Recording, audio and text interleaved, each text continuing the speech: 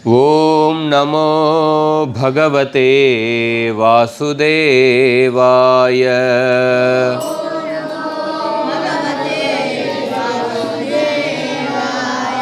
ओम नमो भगवते वासुदेवाय।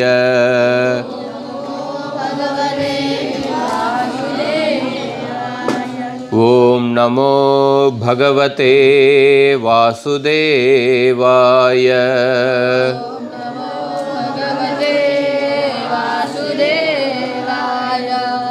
नारायणं नमस्कृत्य नरं चैव नरोत्तमं देवीं सरस्वतीं व्यासं ततो जयमुदीरयेत्। नष्टप्रायेष्वभद्रेषु नित्यं भागवत सेवया भगवतीर्वुत्तमश्लोके भक्तिर्भवति नैष्टिकी।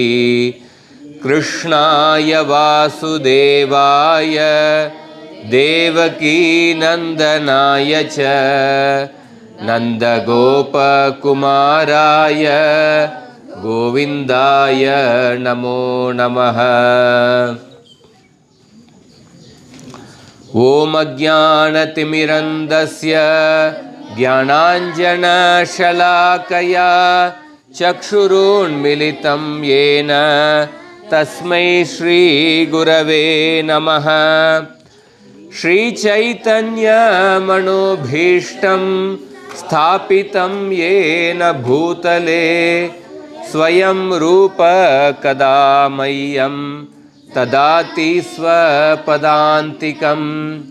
वन्देऽहं श्रीगुरो श्रीयुतापदकमलं श्रीगुरून् वैष्णवांश्च श्रीरूपं साग्रजातां सहगणा रघुनाथान्वितं तं सजीवं साद्वैतं सावधूतं परिजनासहितं कृष्णचैतन्यदेवं श्रीराधा कृष्णपदान् सहगणा ललिता श्रीविशाखान्वितांश्च।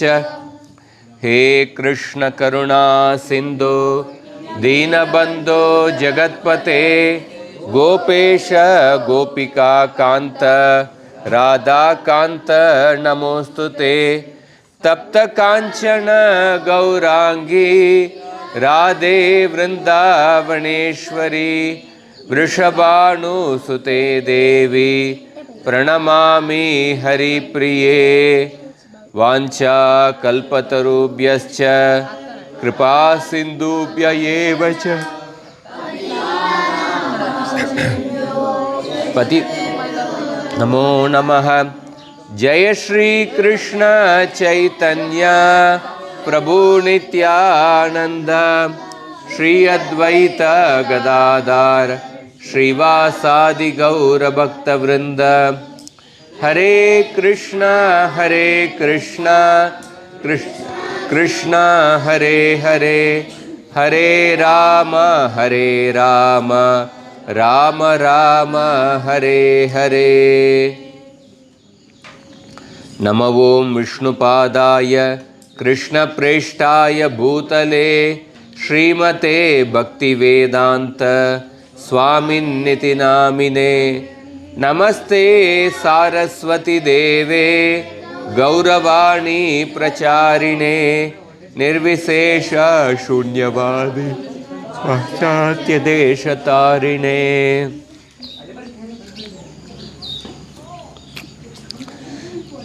आज हम श्रीमद् भागवत से एक कहानी सुनेंगे। बहुत ही प्रसिद्ध भक्त हैं। श्रीमद् भागवत के अनेक स्कंदों में आते हैं।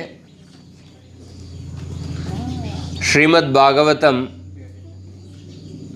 इस जगत में प्रकट होने के लिए बहुत ही मुख्य कारण ये भक्त हैं। इनका नाम है नारद मुनि। नारद मुनि के कहानी हम सुनेंगे पहले स्कंद से। नारद मुनि अपने कहानी को वेद व्यास जी को बताते हैं। वो बोलते हैं, अहम, मेरे पीछे बोलिए, अहम पुरातीत भवे भवम मुने दास्यास्तु कस्याश्चन वेदवादिनां निरूपितो बालक एव योगिनां शुश्रूषणे प्रावृषि निर्विविक्षताम्। सो नारद मुनि बोलते हैं, अहम मतलब समझो, शब्द सीखे, इधर आ रहा है, देखिए श्लोक में। अहम पुरा, ब्रह्मा जी के पूर्व कल्प में, ब्रह्मा जी के हर दिन को कल्प नाम से बुलाया जाता है। पुरातीत, ब्रह्मा जी के पूर्व कल्प में दास्यास्तु कस्याश्चन वेदवादिना में एक नौकरानी का बेटा था, एक दासी पुत्र था। और निरूपितो बालक एव योगिना, मुझे एक बार वेदों के सारांश को जो जानते हैं उनको बोलते हैं भक्ति वेदांत। वेदों का सार क्या है? भक्ति है। भक्ति वेदांत, प्रभुपाद का नाम भक्ति वेदांत स्वामी, क्योंकि वेद के अंत क्या है? भक्ति, भगवत भक्ति। तो वेदों के सारांश को जो जानते हैं, ऐसे साधुओं का सेवा करने का मुझे मौका मिला। ऐसे साधुओं के सेवा में मुझे मेरा माताजी ने नियुक्त किए थे। कब? एक बार बारिश का समय था। नॉर्मली बारिश के समय में, बारिश का समय 4 महीना होता है उसको। उस समय साधु लोग यात्रा नहीं करते थे, चातुर्मास्य व्रत का पालन करते थे। एक जगह में रह के अपने भजन कीर्तन करते थे। ये जो वेदों के सारांश को, भगवत भक्ति को जो जानते थे, ऐसे साधु लोग नारद मुनि जिस गांव में रहते थे उस गांव में आए थे। और नारद, छोटे बालक नारद का माता जिस घर में वो रह रहे थे उस घर में वो नौकरानी थे। उन्होंने अपने छोटे बालक नारद को भी उनकी सेवा में लगाया। उनके लिए पानी लेके आना, उनका आसन साफ करना, उनका कपड़ा धोना, या उनके लिए प्रसाद बनाने में सब्जी काटना, ऐसा सेवा में वो सेवा करते थे। वो जो साधु लोग ते मैया अपेता किल चापल अर्बके, वो जो साधु लोग सबको समान दृष्टि से देखते थे, किसी के प्रति पक्षपात नहीं करते थे। पर फिर भी वो साधु लोग मेरे ऊपर अपने असीम कृपा दिए थे, अपार असीम कृपा दिए थे। और नारद मुनि बोलते हैं, ते मैया अपेता किल चाप अचपल अर्बके दान्ते धृत क्रीडनकेनु वर्तिते। मैं छोटे बालक था, दान्ते मेरा इंद्रियों को मैं वश में रखता था, इंद्रियों को मैं नियंत्रण करके रखा था। और अधृत क्रीडन के, मुझे दूसरा कुछ खेलने में उतना रुचि नहीं था। मैं छोटा बालक था, फिर भी मुझे खेलने में रुचि नहीं था और मैं इंद्रियों को वश में रखता था। और अल्पभाषिणी, अल्पभाषिणी मतलब मैं बहुत कम बोलता था, जितना आवश्यकता उतना ही बोलता था। और ये साधु लोग मुझे अब मेरे ऊपर उनके असीम कृपा दिए थे। एक बार नारद मुनि बोलते हैं, ये मेरे पीछे बोलिए, उच्छिष्ट लेपान अनुमोदितो द्विजैः सकृत् स्म भुञ्जे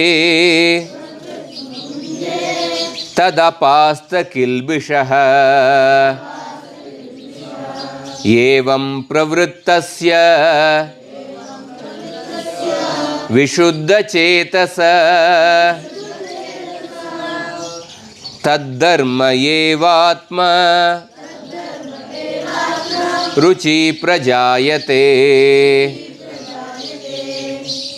एक बार मैं उनके अनुमति लेके उनके उच्छिष्ट को मैं स्वीकार किया था। और उनके उच्छिष्ट को स्वीकार करने से उच्छिष्ट लेपान अनुमोदितो द्विजय सकृत् स्म भुञ्जे तद अपास्त किल्बिषैः। मेरे हृदय के अंदर जो भी पाप करने की प्रवृत्ति था, मेरे हृदय के अंदर जो भी मल था, हम शरीर को शुद्ध करने के लिए क्या करते हैं? स्नान करते हैं। हाँ। पर हमारे शरीर के अंदर जो चित्त है उसको शुद्ध करने के लिए भक्तों के सेवा करना चाहिए। और नारद मुनि ने इन भक्तों के अनुमति से उनके उच्छिष्ट को स्वीकार किया था। उच्छिष्ट को स्वीकार करने से उनके चित्त के अंदर जो रजोगुण तमोगुण जो मल था वो सब नाश हो गया। तद अपास्त किल्बिषैः। और तद्धर्म एवात्म रुचि प्रजायते। उस समय मुझे वो जो साधु लोग भगवान के बारे में बोलते थे, कृष्ण कथा कृष्ण कीर्तन, उनके कृष्ण कथा कृष्ण कीर्तन के प्रति मेरे मन में एक रुचि उत्पन्न हुआ। जब जैसे मैग्नेट को क्या बोलते हैं हिंदी में? चुंबक। चुंबक के सामने अगर एक लोहा होगा तो क्या होगा? वो लोहा चुंबक में आके चिपक जाएगा। पर चुंबक है, लोहा सामने है, पर फिर भी लोहा चुंबक में चिपक नहीं रहा है। क्या कारण हो सकता है उसका?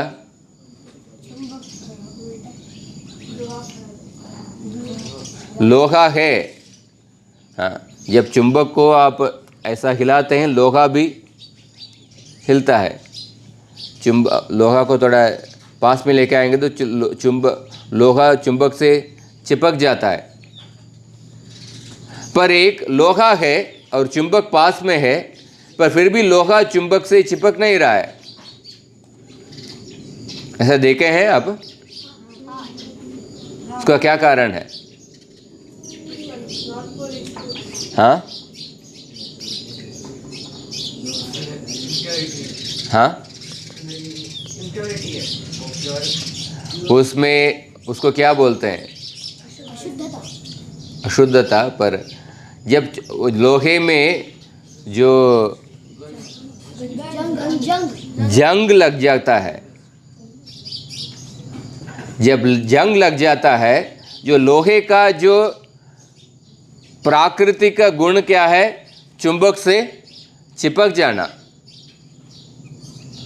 पर जब लोहे के ऊपर जो जंग लग जाता है, वो चुंबक के प्रति आकर्षण नहीं होता है, चिपकता नहीं। तो क्या करना चाहिए जो लोहे को चुंबक में चिपकना के लिए?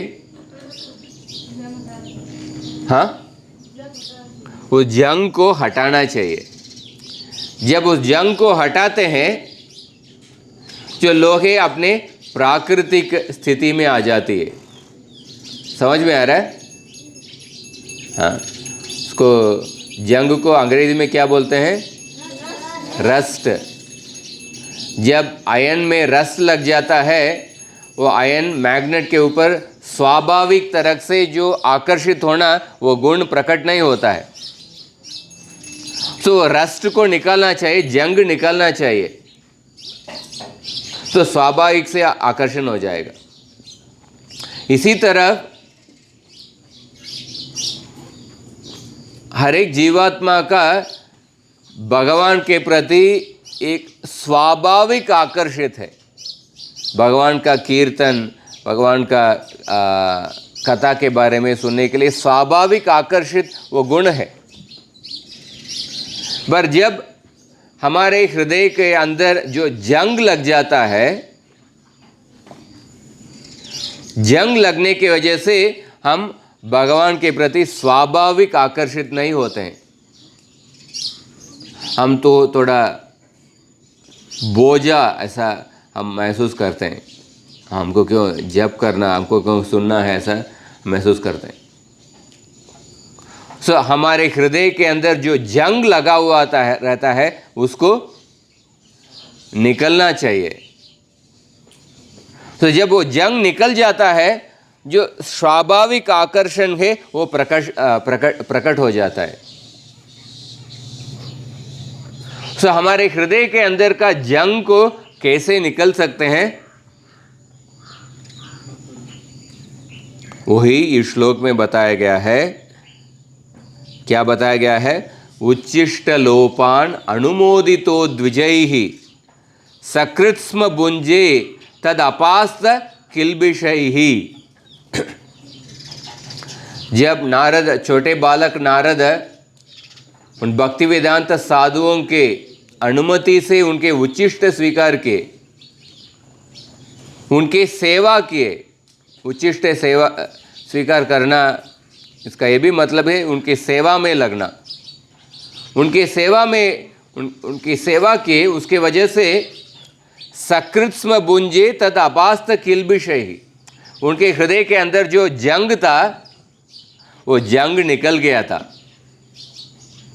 जब लोहे से जंग निकल जाता है, उस समय उसके बाद क्या होता है? चुंबक के प्रति, चुंबक से स्वाभाविक तरह से वो चिपक जाता है। इसलिए नारद मुनि बोलते हैं, मेरे हृदय के अंदर जंग निकल गया, उसके बाद रुचि प्रजायते, भगवान को, भगवान के कथा के ऊपर, भगवान के नामों के प्रति मेरे मन में, मेरे हृदय में एक स्वाभाविक रुचि उत्पन्न हो गया। ये समझ में आ रहा है क्या? हाँ? और नारद मुनि बोलते हैं, तत्रान्वहम कृष्ण कथा प्रगायताम अनुग्रहेण अशृणवम मनोहर ताश्रद्धया मेनुपदम विशृण्वत प्रियश्रवस्यंग ममाभवत् रुचिः। और मैं उसके बाद जो भक्ति वेदांत साधु लोग भगवान के बारे में कृष्ण कथा बोल रहे थे, उसको मैं बहुत ध्यान से सुनने लगा, बहुत ध्यान से सुनने लगा। हाँ, अनुपदम विशृण्वत प्रियश्वरस्य अंग ममाभवत् रुचिः। और मुझे भगवान के बारे में सुनने का रुचि हर क्षण में वो बढ़ता जा रहा था। हाँ, प्रिय श्रवस्यंग ममाभवत् रुचि, हर पद में, हर क्षण में मुझे बढ़ता जा रहा था। और जब मेरा भगवान के प्रति सुनने का रुचि एक परिपक्व स्थिति में आ गया था, उस समय मेरे मन में जो पूरी तरफ तो अज्ञान था, वो अज्ञान निकल गया। हाँ, अज्ञान निकल गया।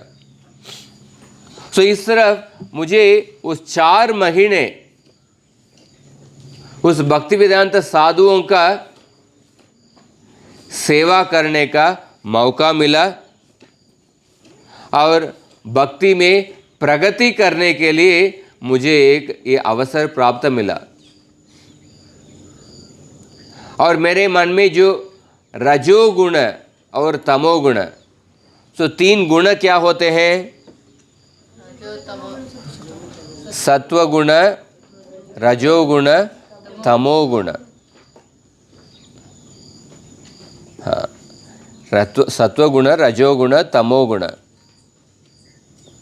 आप देखे हैं गांव में पपेट शो देखे हैं क्या? पपेट शो किधर देखा? कौन बोले हाँ बोल रहे? हाँ, कितने लोग देखे पपेट शो? हाँ, पपेट शो में क्या करते हैं, वो जो डॉल्स वगैरह हिलते रहते हैं ना, तो कैसे हिलते हैं? उसमें धागा लगा रहता है।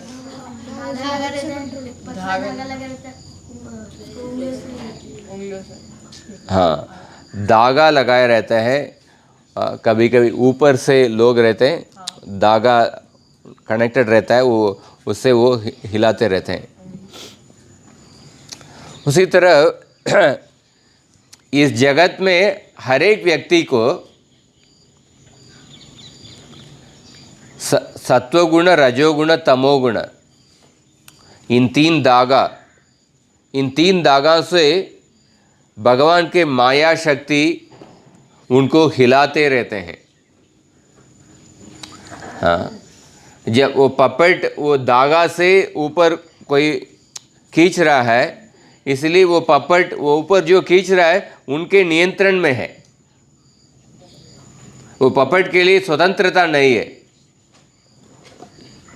क्योंकि वो ऊपर वो खींचेगा तो ऐसा जाएगा, वो इस तरफ दूसरा तरफ से खींचेगा तो वो दूसरा तरफ जाएगा।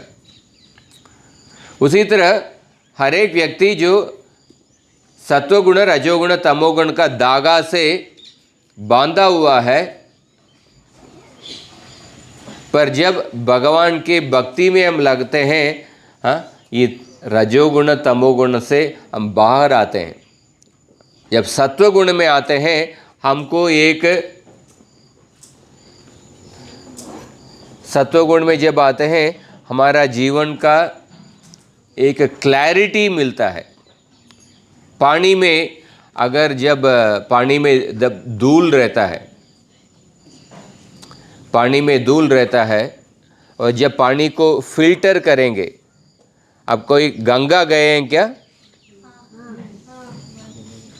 किधर गए थे गंगा? मायापुर में गंगा। और आप हिमालय में गएंगे तो गंगा का पानी इतना प्योर रहता है, ट्रांसपेरेंट रहता है, कुछ धूल, अब कुछ भी धूल नहीं दिखेगा। इसी तरह सत्वगुण में जब आते हैं, सत्वगुण में हमको एक सही दिशा, जीवन का सही दिशा हमको मिलेगा। सत्वगुण का गुण क्या है? मेरे पीछे बोलिए। हाँ, प्रवृत्तिम च निवृत्तिम च कार्याकार्ये भयाभये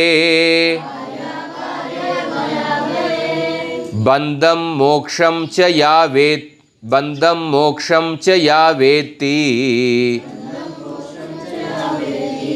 बुद्धि सा पार्थ सात्विकी। प्रवृत्तिम च निवृत्तिम च कार्याकार्ये भयाभये। श्री कृष्ण बोलते हैं, जब एक व्यक्ति की बुद्धि सत्वगुण में आ जाता है, उनको मालूम पड़ता है क्या करना चाहिए, क्या नहीं करना चाहिए,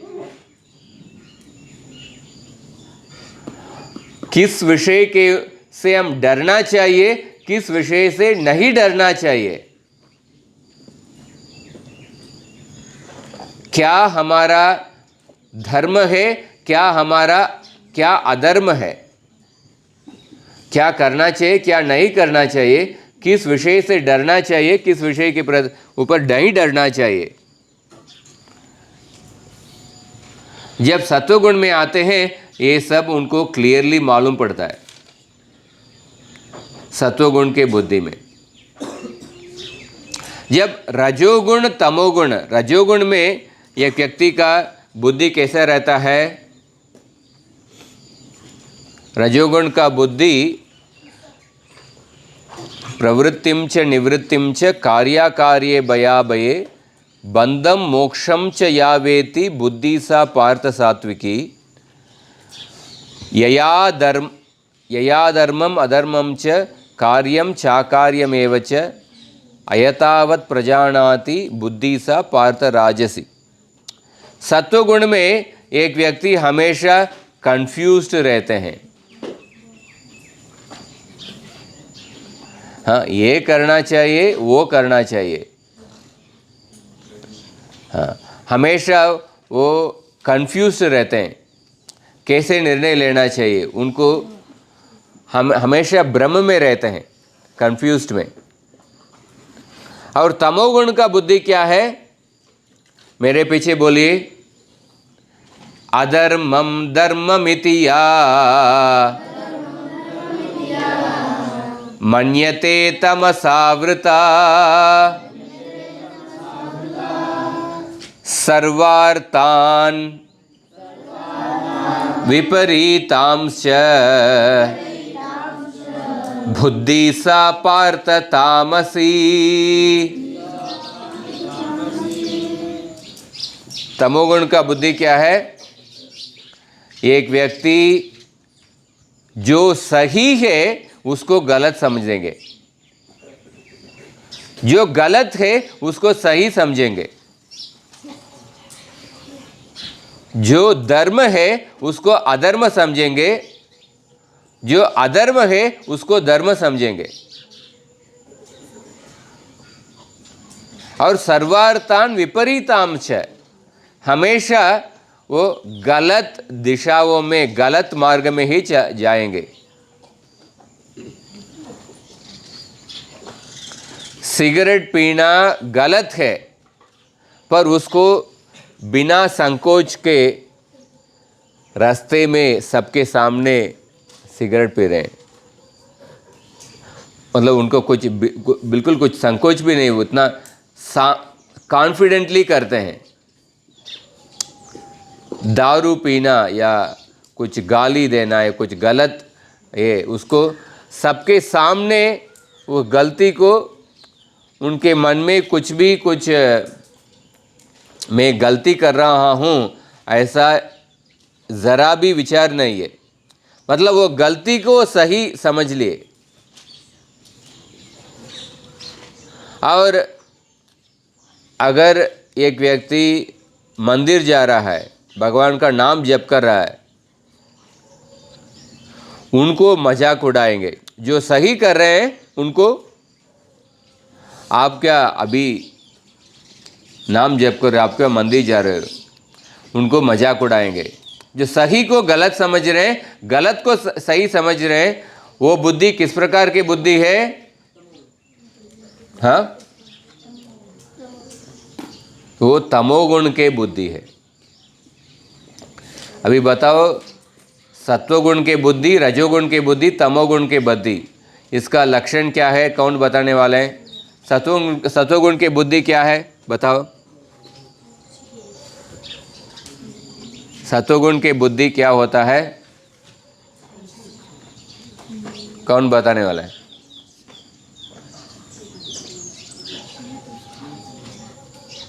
सत्वगुण के बुद्धि किस प्रकार के है?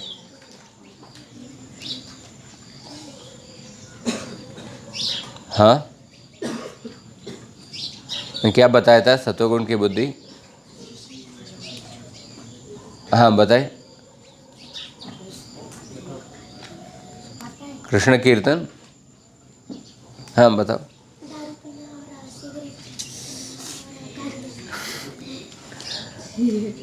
न सत्वगुण के बुद्धि के बारे में क्या मैं क्या बताया था? हाँ हाँ, जो सही है उसको सही समझते हैं, जो करना चाहिए, जो नहीं करना चाहिए उसको अच्छी तरह से जानते हैं।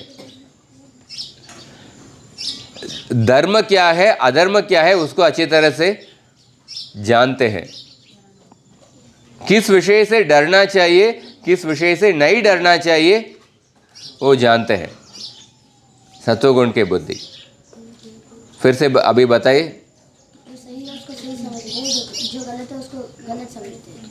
हाँ किससे डरना है और किससे नहीं डरना है वो आता है। हाँ, धर्म और अधर्म में भेद। धर्म क्या है, अधर्म क्या है, वो जानते हैं। रजोगुण का बुद्धि क्या है? हाँ, हमेशा कंफ्यूज रहना। धर्म क्या है, अधर्म क्या है, वो पहचान नहीं पा रहे, कंफ्यूज रहते हैं। तमोगुण की बुद्धि क्या है?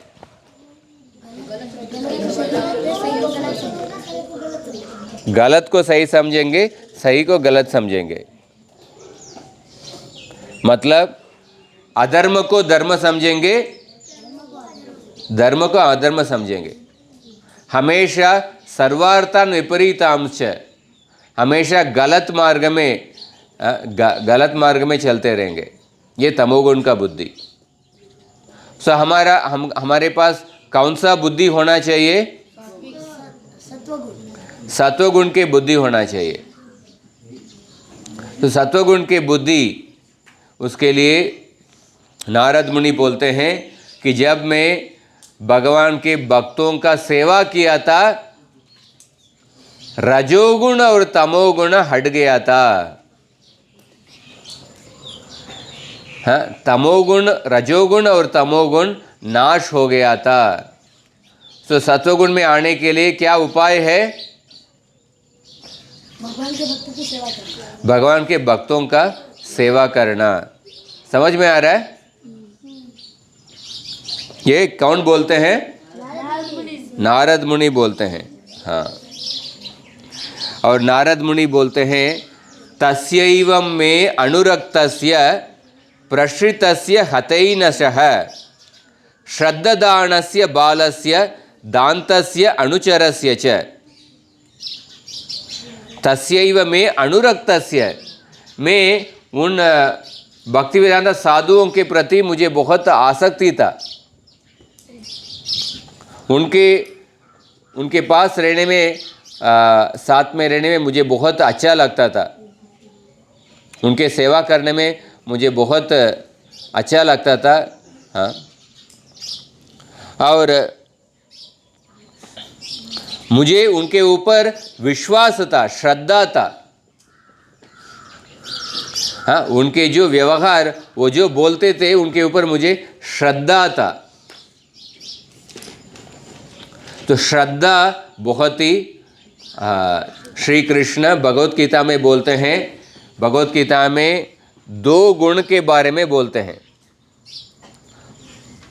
हम भगवत भक्ति में, आध्यात्मिक मार्ग में प्रगति करने के लिए 2 गुण बहुत ही आवश्यक है। वो 2 गुण क्या है? मेरे पीछे बोलिए। श्रद्धा और असूया न होना, असूया नहीं रखना। तो ये श्लोक मेरे पीछे बोलिए। इदं तुते गुह्यतमं प्रवक्ष्याम्यनसूयवे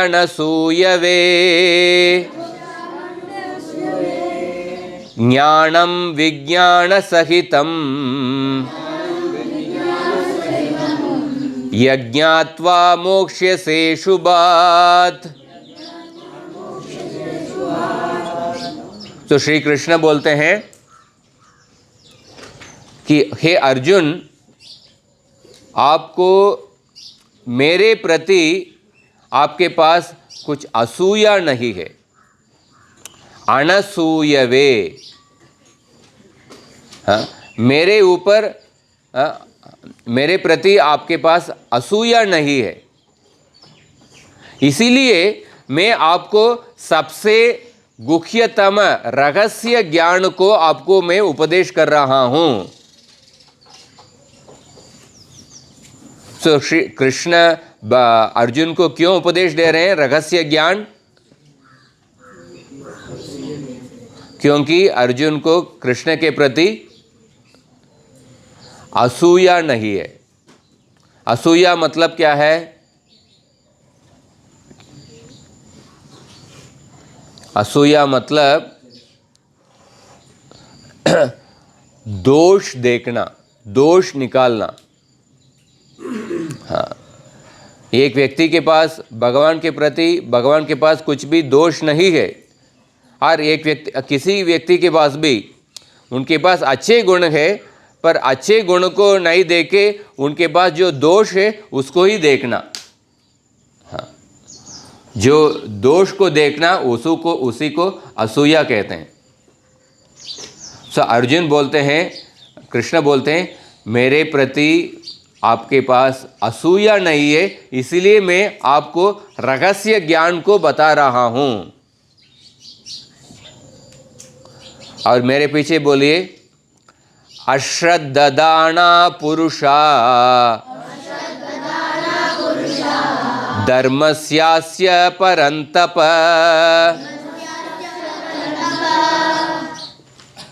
अश्रद्धदाना पुरुषा धर्मस्यास्य परन्तप माम अप्राप्य अप्राप्य माम निवर्तन्ते मृत्यु संसार वर्त्मनि। अश्रद्धदाना पुरुषा धर्मस्यास्य परन्तप। जो व्यक्ति, मैं जो उपदेश दे रहा हूँ उसके ऊपर जिनका श्रद्धा नहीं होता है, अश्रद्ध, जिनका श्रद्धा नहीं होता है, वो इसी जगत में, हाँ, वो मुझे प्राप्त नहीं कर सकते। माम अप्राप्य निवर्तन्ते मृत्यु संसार वर्त्मनि। वो व्यक्ति मुझे प्राप्त नहीं कर सकते हैं। वो व्यक्ति इसी जगत में जन्म मृत्यु जरा व्याधि, इसी साइकिल में वो दोबारा उनका जन्म होगा, दोबारा मरण होगा, दोबारा जन्म होगा, ऐसे ही वो घूमते रहेंगे। इसलिए श्री कृष्ण कौन सा 2 गुण के बारे में जोर देते हैं? हाँ, कौन सा 2 गुण होना चाहिए? श्रद्धा और अनसूयवे, मतलब असूया ना होना। असूया मतलब हमेशा दोष निकालते रहना।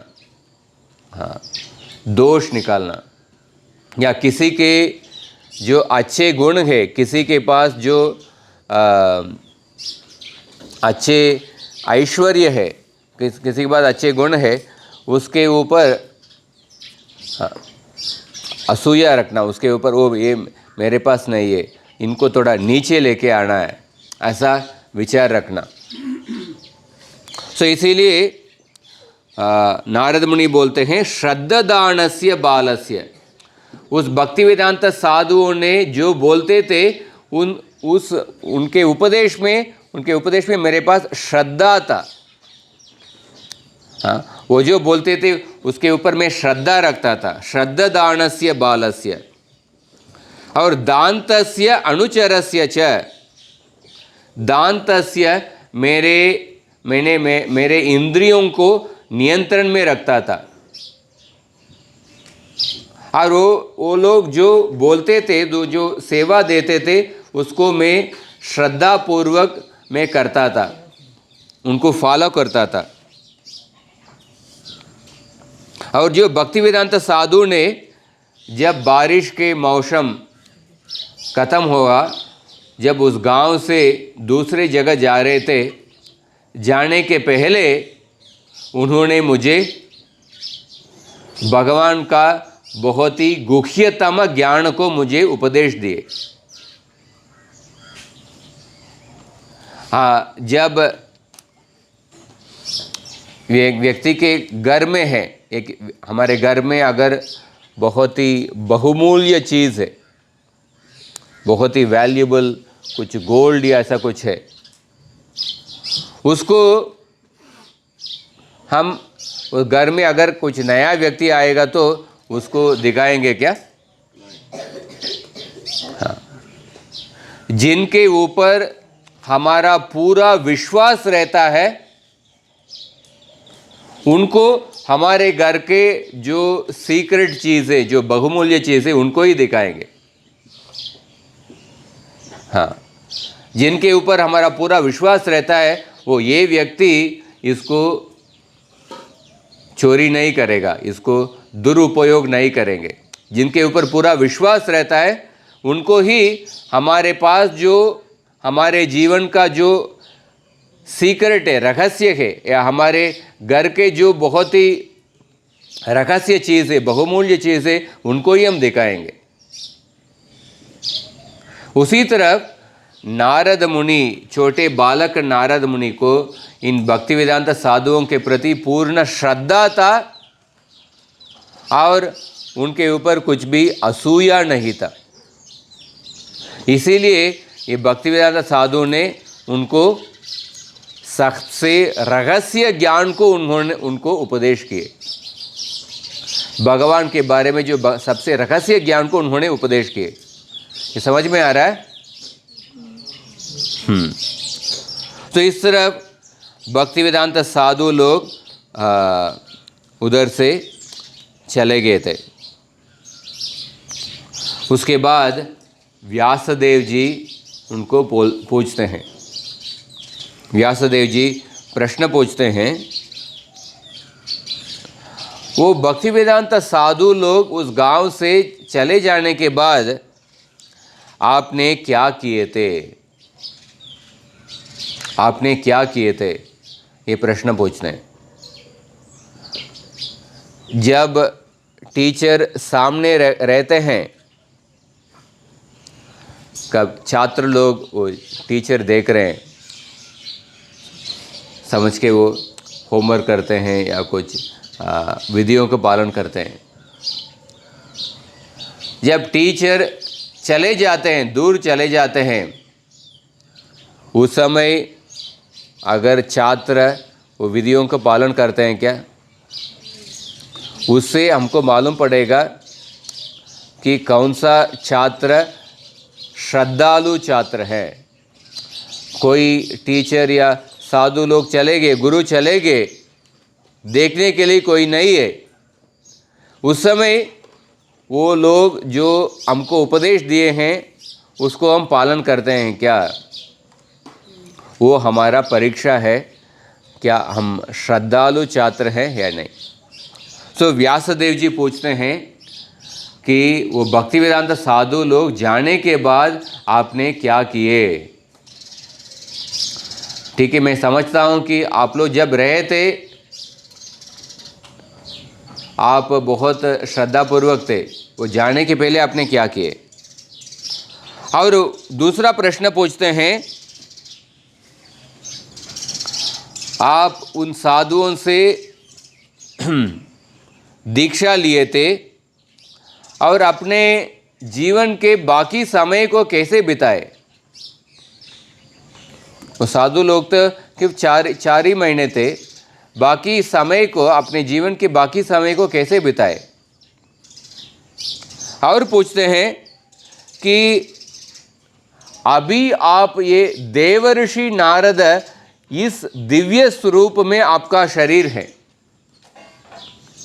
हाँ, पहले आप एक छोटा एक नौकरानी के बेटे थे, आपको कैसे उस नौकरानी को बेटे का उस शरीर को छोड़ के आपने एक कैसे देवर्षि नारद इस शरीर को आपको कैसे प्राप्त हुआ, इस शरीर कैसे प्राप्त हुआ।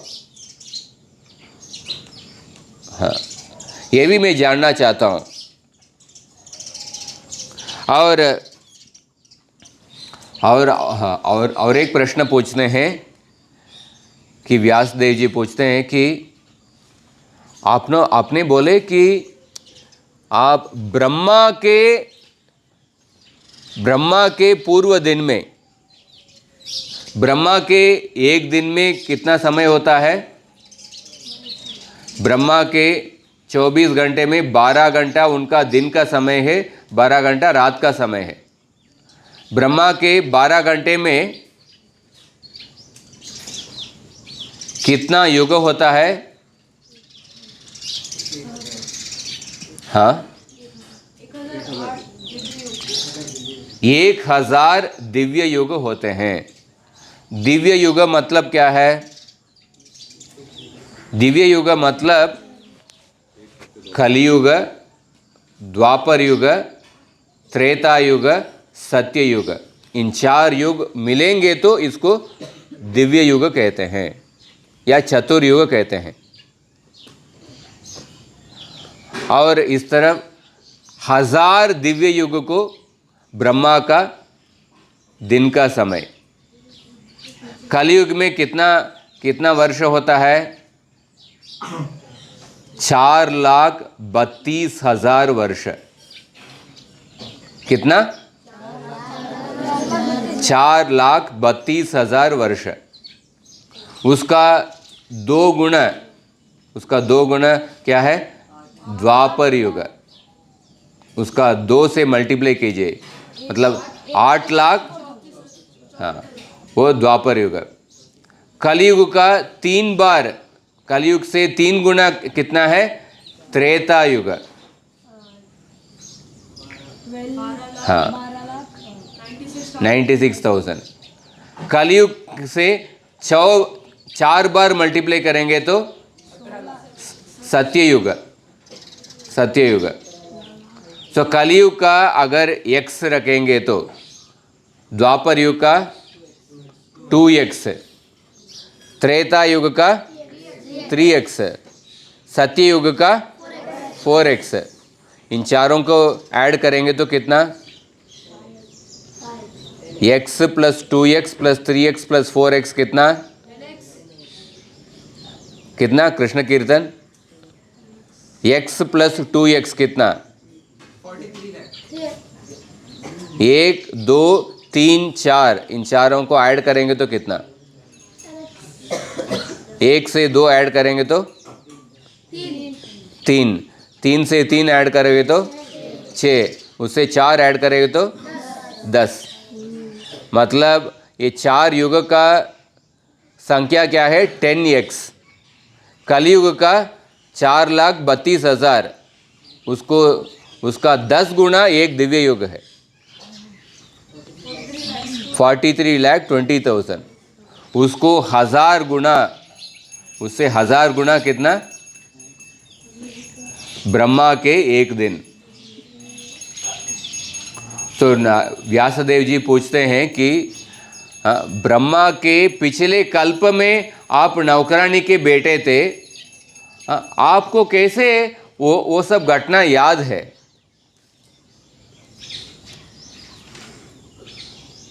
हिमांशु मुझे बताओ कि पिछले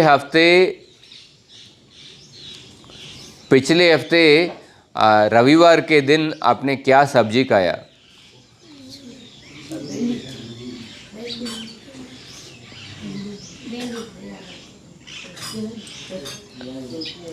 भिंडी का है। पिछले हफ्ते मंगलवार के दिन क्या खाया आपने? क्या सब्जी था?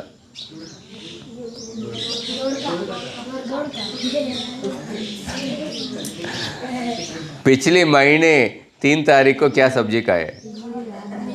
हाँ, अभी फंस गए।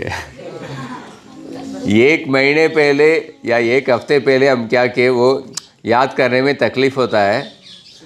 सो नारद मुनि व्यासदेव जी बोल रहे कि ब्रह्मा जी के पिछले दिन में, ब्रह्मा जी के एक दिन में कितना 1000 दिव्य युग है। सो आपने कैसे, आपको ये सब घटना कैसे याद है? ऐसा व्यासदेव जी पूछते हैं। सो क्या क्या प्रश्न पूछे हैं व्यासदेव जी ने? आपको उस शरीर पिछले जन्म का इस जन्म में कैसे याद है? ब्रह्मा जी के पहले दिन में जो घटना हुआ था आपका पिछले जन्म का, अभी कैसे याद है?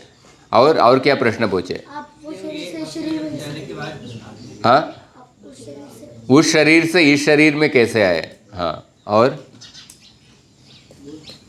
क्या प्रश्न पूछे?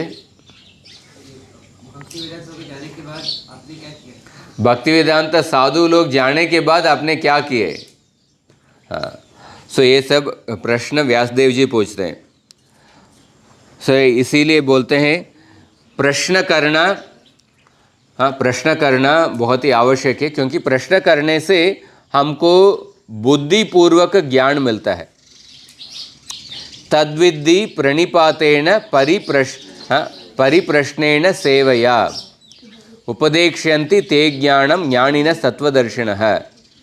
जब प्रश्न करके हम बुद्धिपूर्वक जानते हैं तो हम किसी भी स्थिति में, अगर कोई हमको नहीं देख रहे हैं पर फिर भी हम बुद्धिपूर्वक वो जब एक चीज़ को सही हम समझ लेते हैं, हाँ, अगर कोई व्यक्ति हमको देखते नहीं है पर फिर भी हम वो सही चीज़ को, सही मार्ग को हम हमेशा पालन करेंगे। इसलिए बुद्धिपूर्वक जानना आवश्यक है। तो उस समय नारद मुनि उसका उत्तर देते हैं। नारद मुनि बोलते हैं कि जब भक्तिवेदांत साधु लोग चले गए थे और मैं मेरे माता जी के साथ रहता था, और मैं सिर्फ 5, मेरा उम्र क्या था, सिर्फ 5 वर्ष का था।